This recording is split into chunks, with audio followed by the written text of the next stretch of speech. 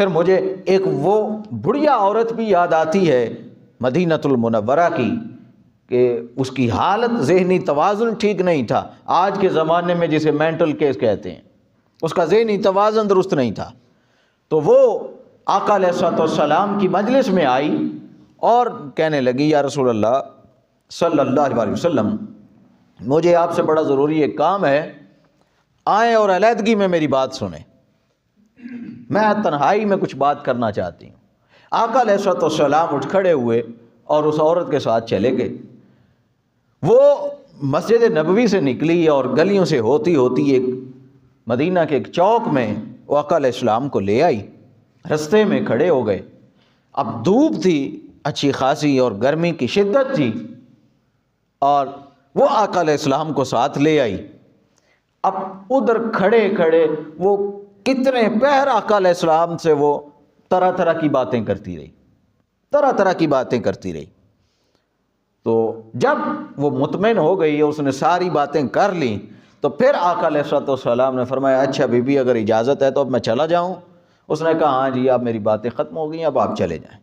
تو آقا علیہ السلام وہاں سے واپس تشریف لائے مسجد نبوی میں۔ صحابہ کرام عرض کرنے لگے یا رسول اللہ صلی اللہ علیہ وسلم، آپ کو وہی معلوم ہے، آپ جانتے ہیں کہ اس کا ذہنی توازن ٹھیک نہیں ہے، وہ تو خواہ مخواہ لوگوں کو باتوں میں لگاتی ہے اور بس اس کو پیروں گھنٹوں کھڑا رکھتی ہے۔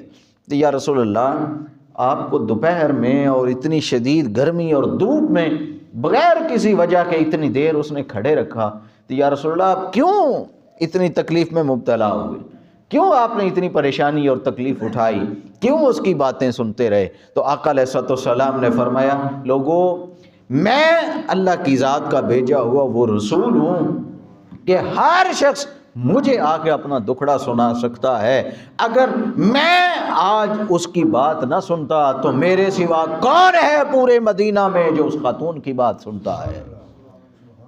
میرے سوا کون ہے جو اس خاتون کی بات سنتا؟ وہ پاگل خاتون جس کا ذہنی توازن بھی درست نہیں ہے، آقا علیہ السلام جانتے بھی ہیں کہ اس کا ذہنی توازن درست نہیں ہے، پھر بھی آقا علیہ السلام کئی گھنٹے ادھر دھوپ اور گرمی میں کھڑے رہتے ہیں، اور آقا علیہ السلام جب تک وہ مطمئن نہیں ہوتی واپس تشریف نہیں لاتے۔ اور ظرف یہ ہے، کمال ظرف یہ ہے کہ آقا علیہ السلام پھر بھی یہی فرماتے ہیں کہ بھائی اگر ان کی باتیں میں نہ سنوں تو پھر میرے سوا کون ہے جو ان کی باتوں کو سنے، کون برداشت کرے؟ یہ آقا علیہ السلام نے مقام اور مرتبہ دیا۔ یہ قاضی عیاض المالکی نے اپنی کتاب الشفاء میں اس واقعے کو لکھا ہے۔